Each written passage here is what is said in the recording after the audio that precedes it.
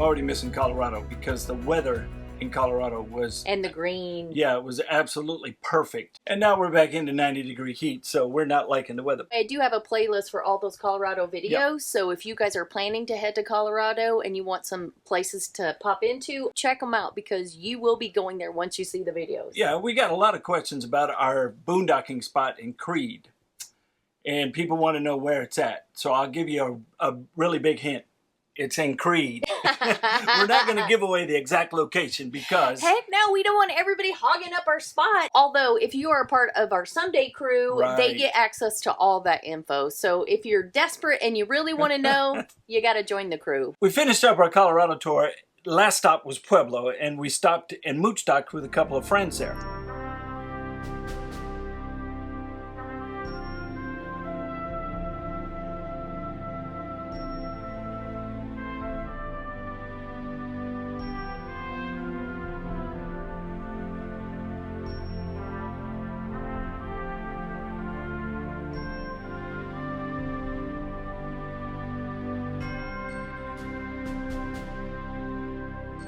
We want to thank Cliff and Donna for letting us hang out in their driveway. It's always good when you can catch up with old shipmates on the road, and we've been friends for over 20 years.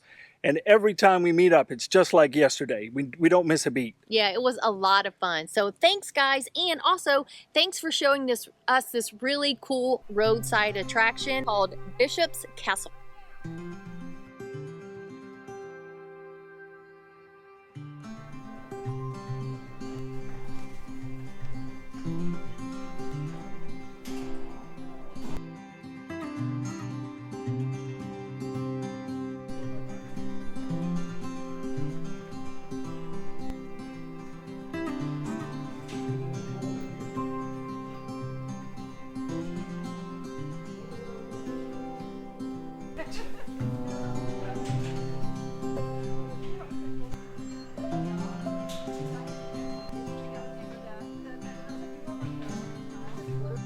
I'm thinking this is not OSHA approved. No, not up to code. I don't think they've been out here to give their stamp of approval.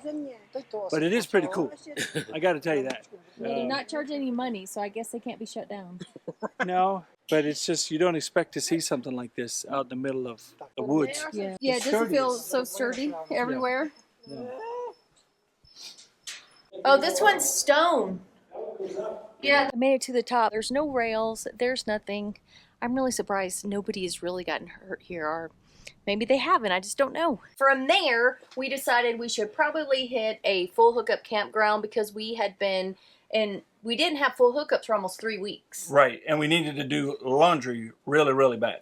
So we hit up this campground in Dalhart, Texas. That if you're en route, you guys, it's a great campground to stop at. It was well maintained. Yeah. It was a really nice little park, and it was just over like $30 a night. Yeah, it was well worth the stop. It was pretty quiet for the most part. Every now and then you heard the train pop by or smash into each other as they were connecting cars. But other than that, it was a really good stop. From there, we decided to hit up a Harvest Host, which is where we're at right now. This is Bar Z Winery, and it's kind of a winery with almost a brewery kind of feel because they have like yard games. You could sit outside. It was kind of cool. We're sitting right on or right above the rim of Paladoro Canyon. Yeah, and we've been here before at the state park. We did some mountain bike riding here that was not pretty. But we do love coming to this area. Paladoro Canyon is an amazing canyon. Yep. If you haven't been, you've got to check it out. We haven't actually stayed in the canyon. They do have a campground. We stayed just outside at an RV park, and it was just as good. So when you guys are en route, we do one of two things. We either haul booty to get somewhere as fast as we can, or which we don't like to do. We do not like to do. We did that early on, and we learned quickly that it's exhausting to do that. Yeah. So now we like to go slow. We like to take our time and hit some of these unique places along the way, like this winery. And let's pause for a minute and answer a question we get asked very frequently, and that's how do you choose the next place you're going or the direction you're going in? And of course, a lot of things come into play. Have we been boondocking for a while and need to do laundry? Do we need to clean our tanks? What's the temperatures outside? If it's 105 degrees, we might want a little air conditioning. So these are just some of the factors we think about when we're deciding on where we're going to park. In this video, we are actually doing a 5-day haul, meaning we are going from one location, which is Pueblo, Colorado, straight to another location, which is Athens, Texas at the NRVTA. Anytime we're doing a long haul, we actually have a priority list that we go down to decide where we're staying. We always choose Harvest Host first. That's usually our first stop.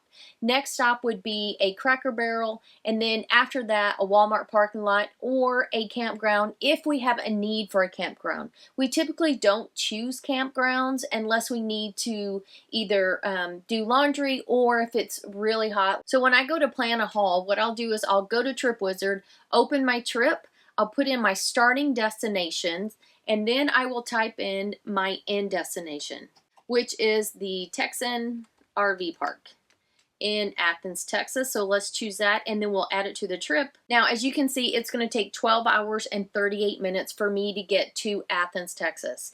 And typically, we like to drive about 3 to 4 hours a day. Then I will go over to my Harvest Host and log in. And now I want to see what Harvest Hosts are going to be along my route, because that is always my first choice. So I'm going to go in and I'm going to choose Colorado, and I'm going to choose Texas. And maybe even let's go ahead and throw in New Mexico. And you can see roughly how RV Trip Wizard is going to route us. They are having us go south onto 25, and then we're going to go through Amarillo and Wichita Falls. So that makes it really easy for me to come over here to Harvest Host and look and see what is around. Coming down 25, there's not a lot of options for Harvest Hosts. And then once I hit Amarillo, you can see there are a ton of Harvest Hosts. We haven't done laundry in 3 weeks. So I think our best bet is to find a campground that is somewhere in between this Harvest Host and Pueblo. We stopped in Dalhart. So now we're just going to have a little fun. Let's look at Amarillo. I know that area is a really nice area. We've been to a state park there. Of course, there is a winery. It's the one we're at in this video right now. So let's go ahead and put Barzy Winery over here in our travel planner. And this is going to help just break up our travel so we are not trying to kill ourselves to get there. All right, so we have the winery there. So let's go back to Harvest Host. Let's see if they have a brewery. That's usually our favorites to hit. But of course, they have all kind of places to choose from. There's a brewery here in Gainesville, Kreutz's Brewing Company. We haven't been there before, so let's add this to our planner and we'll see how it divides our driving time. So that's going to give us a 5-hour drive from the brewing company to the Texan RV Park. That's something we can do if we needed to, but why? So we'll throw something else in. So let's go back over here and see what is in between. So let's just choose this Horseshoe Bend Wine Cellars and see how that divides up our time. Okay, so this makes our drive so much better. We're going to be going slow and easy to get where we're going, and it allows us to visit some areas we otherwise would not visit. After I put all of our stops in our planner, then I go back to Harvest Host and I make sure there's availability at those locations. So if for some reason I couldn't get in, then I would make other adjustments, maybe choose some other Harvest Host instead, or even an overnight somewhere. So you can see once you get into Harvest Host, you can choose the dates you want to stay. If they're grayed out, that means they are either closed or they're full for that day, and you just put in your request. So once my requests are accepted through Harvest Host, we know our schedule is good to go. So this is how I decide where we're stopping for our long hauls. And if you're curious about what we were doing at NRVTA, make sure you watch to the end because we have some big news for you.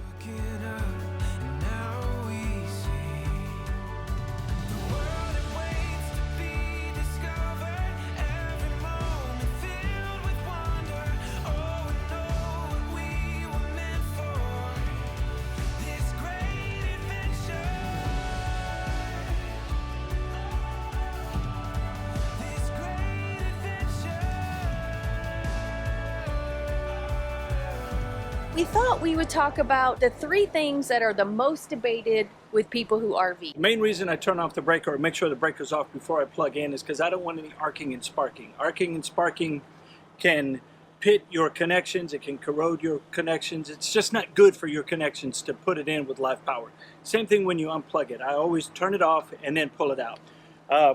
We have been to far too many campsites where the pedestals have been left on. We've watched people just yank their cord out, throw it on the ground.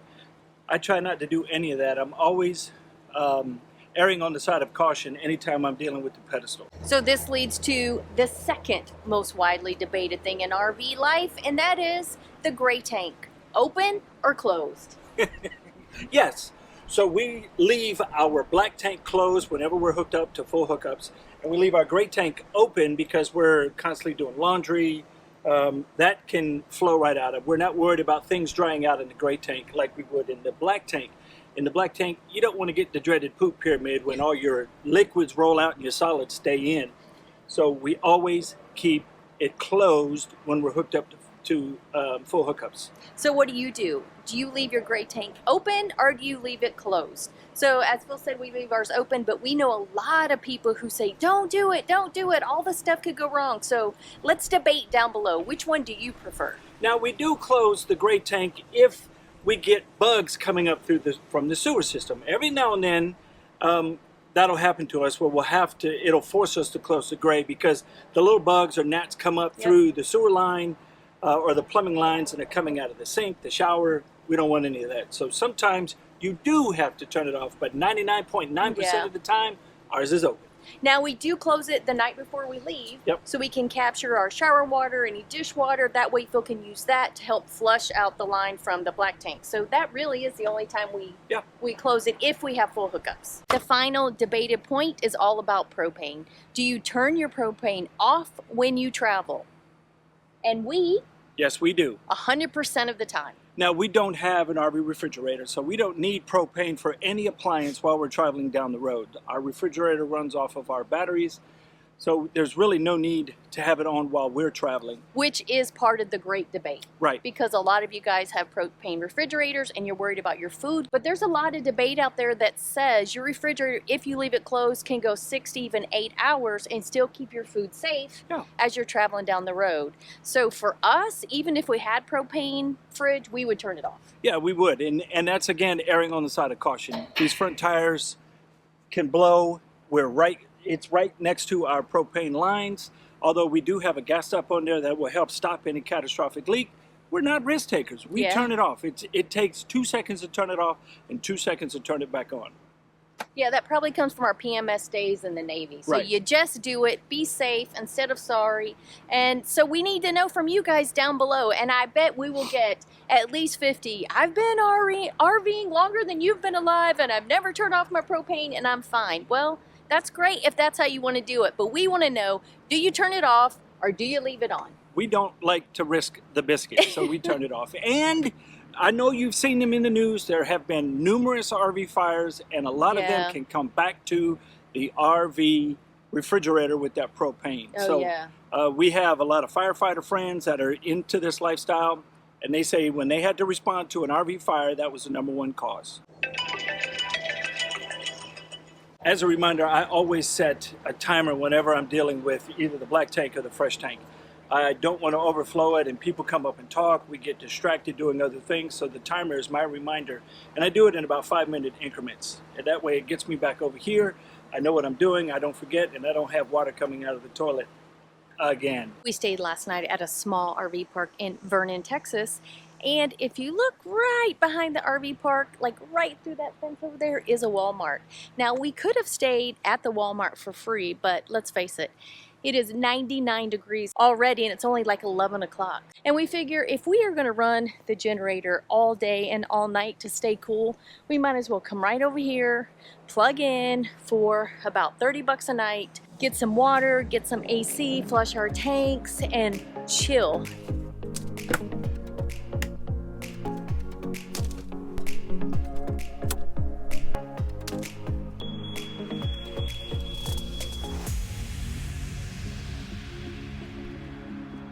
To always make sure all the windows were closed, especially in the back of the RV, and that's for 2 reasons. 1, when we're bouncing down the road, we don't want the windows to slam shut and break, and 2, the last thing you want is anything coming from the engine coming into the rig. A couple of the other things we always do before we leave is a brake check and a tire check. We always want to make sure that the tires are turning as we're pulling away. All right, Phil, go ahead and move forward. So even if we stop overnight somewhere and we don't take the car off, we still always do a light check and a wheel check when we pull away. We want to make sure nothing happened, none of the cords came off, there's no problem with the brake setting or something before we drive away. That way we'll prevent a fire if our brakes are locked up. All right, all we have left to do is take out the trash. Giz has already been walked, so we are ready to roll. I'm hotter than you know what.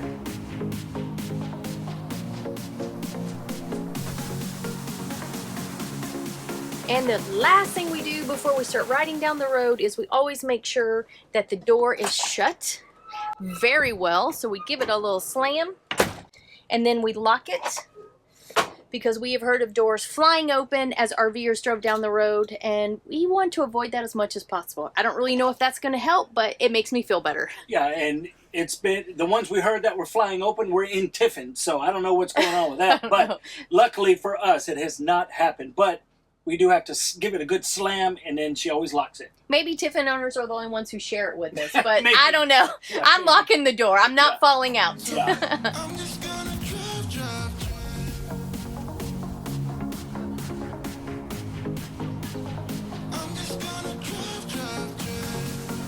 We made it to our harvest host for the night. It is in Gainesville, Texas, and it's a brewery, so we are trying to figure out if we're taking the car off the rig or not. The grassy area we're parking in is a little precarious, and they said basically we could do whatever we want. So Phil, what you thinking? I'm thinking we'll just, if we can leave it on, I'll just pull around on that side and we'll just kind of angle Swing there around and just see. Yeah. They think only one or two are coming, so if that's the case, that there's a grassy area, we can. He said we can have the whole thing. So, and then we wouldn't have to take the car off. Yeah. So let me try to go over there, pull around. I will want you to watch me on that power line. Trust but verify. Yeah, there's low power lines. They said we would make it, but if you've been RVing long enough, you always know your rig better than anybody else. So you always verify for yourself. Yeah, I'm not falling for the banana in the tailpipe. No. Test. All right, so let's go guide him in.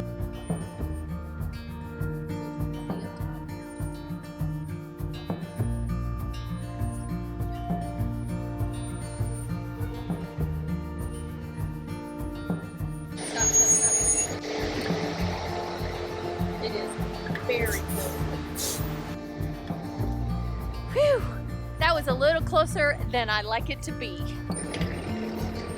We're good here then, huh? Yeah, I think so. We don't open up the slides unless we do a complete walk around, just to make sure that there's nothing going to impede. Okay, you are good to open, starting in the back. You know, we know there's nothing next to us, but it's habit. We've been doing it for 4.5 years this way, and On, going to the back. there you have it. Generator's on. She wants that cold air now. I don't blame her. When we're firing up the generators, to make sure there's nothing underneath it that the exhaust could catch fire, like tall grass or whatnot. But we're on concrete, so you can see the exhaust is just coming straight down onto the concrete, so we're good there. The ACs are on, and we will be cooling it off in here. It got up to 92. I don't know why we didn't turn it on while we were driving. I guess I didn't really feel it so much because the dash air was blowing. It didn't seem so bad. Yeah, I know.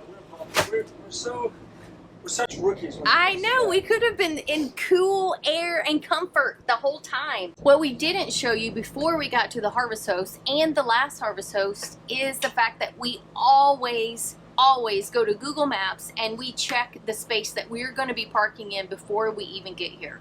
If you go to harvest hosts, most of the harvest hosts are going to tell you where they want you to park in their write-up. So then I go to Google Maps and I go to the street view and I look and see where they're going to put us. That way we're not coming in here totally blind. And of course, some of these businesses are not RVers, so they don't always understand what it takes to drive larger rigs. Now, Kuntz, I think I'm saying it right. Anyway, this brewery allows 5 45 plus size RV rigs. So The space, I expect it to be a little bit bigger than what it is with 5 RVs on the list, but there's still plenty of room for us. So another thing we did when we first got here was Phil dropped me off at the door and I ran in to just verify we were pulling into the right spot before we drove in. And the lady that worked there pointed us across the street to this old car dealership parking lot. And then as we're pulling in, someone from the brewery actually came out and met us as well. So Phil circled the building after he dropped me off, and he said there were a bunch of food trucks out behind the brewery. So I'm pretty excited. This is probably going to be a really good stop. I think so. And maybe if I sit and talk long enough, Phil will have the whole RV set up by the time I'm done. So I need to think of something else to say. Strategery.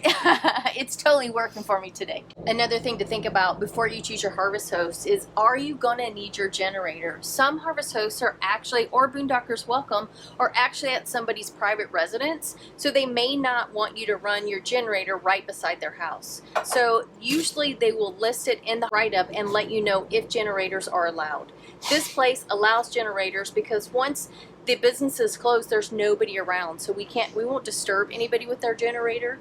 So there's a good chance that it might be running all night long because I'm not sure temps are going to drop low enough for us to be comfortable when we're sleeping. We're all set up, mostly thanks to Phil, and now we're going to head over and check out the brewery and just kind of decide if we want to hang out now or if we're going to come back at dinner time or what. But I do have to tell you, I discovered something while I was on Google Maps checking out where we're going to park. This building right here is a bakery. Yeah. They have... We will check that out for sure. Man, their pictures looked delicious. So I think we might have to pop into both establishments today. Yeah, we're smack dab. We got the brewery's in front of us. Yeah, the brewery's here. The bakery's here. Behind the brewery are the food trucks, and if we're really desperate, Sonic is right there. Oh, we're not that desperate. I have food myself before we go to Sonic. But let's go check out the beer.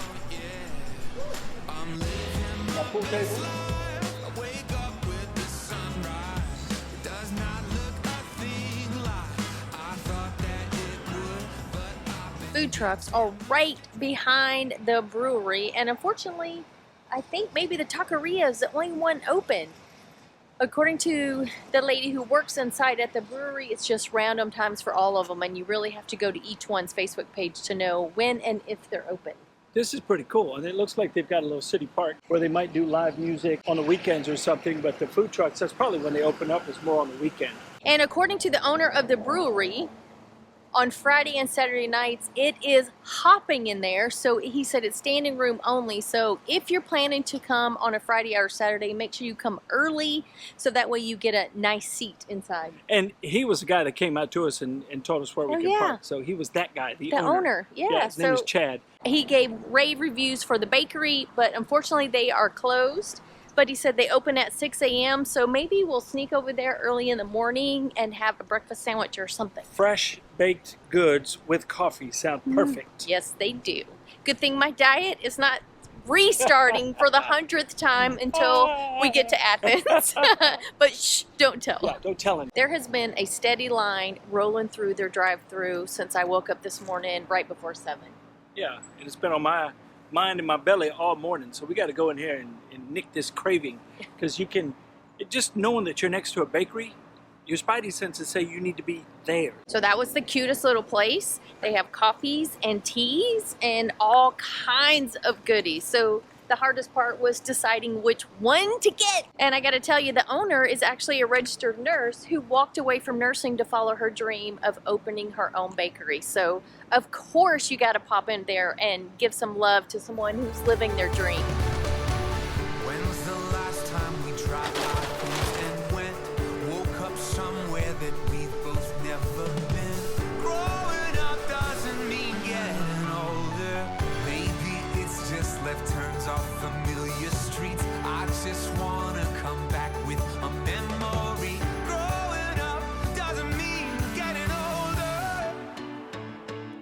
If you haven't joined Harvest Host yet, we have a couple links down below that will help you save on your annual membership. yeah, and if you use Harvest Host, let us know which is your favorite while on the road. Brewery, winery, golf course, what is it? All right, so now that we've shared Harvest Host with you, we have another thing to share. Actually, two more things to share. First is our next fundraiser for our veteran charity Homes for Our Troops, and it's going to be our Army Navy Smackdown. So Army, get ready to go down. Yeah, we're bringing it back again this year. We missed it last year, but this year it's going to be fierce. Both teams are equally sucky, so I have high hopes for Navy to beat Army this year. And this year we're opening it up, so there are two ways to play. Choose a side and cheer on your favorite team, or you can win a chance to watch the last quarter of the game with Phil. So I'll put a link down below. You can head over for all the rules. Yeah, it's going to be interesting. So the last quarter, if you're selected, you'll be able to live smack talk with me while we watch the game. Fun. That should be a lot of fun because I've got a lot of smack talk in me to give out. So now let's talk about what we are doing at NRVTA. This, people, is big, big, big. We participated in a brand new show called RV Unplugged. It is Survivor, Amazing Race meets the RV world. And we had a ton of fun putting it together. The 8 teams brought their A game, and it was super cool getting to know them, getting to meet them, figuring out how much they know about RVing. Yes, and how much they don't know. How to be unplugged.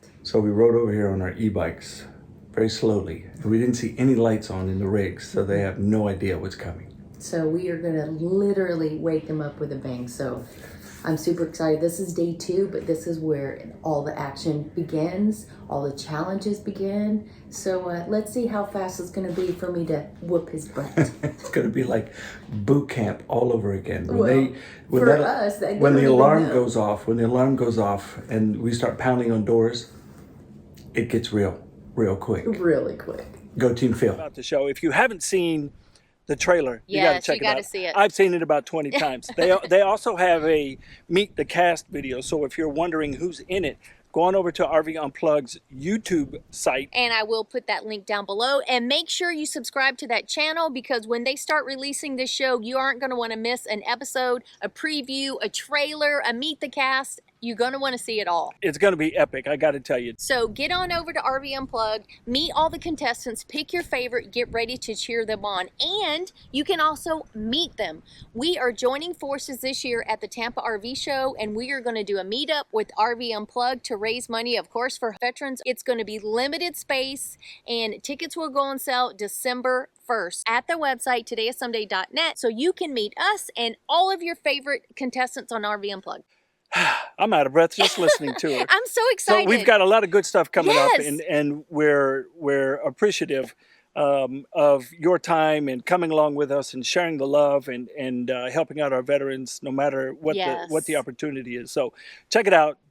Everything will be down below in the description. Stacy will not steer you wrong, and we look forward to seeing you in January. And if you want to make sure you catch everything and not miss a thing, make sure you sign up for our newsletter. We have meetups coming up. We might even be having a rally next year open to all our channels. So more cruises, more get-togethers. So if you want to be first in the know, you have to sign up for the newsletter. So we're going to drop that down below and say thanks for being a part of our life, our RV life, our RV channel, our YouTube channel. We love you guys, and most importantly, thank you for supporting our troops. Man, she said everything I was going to say. All right, we're done. We're good. We're out. Peace. See you on the road.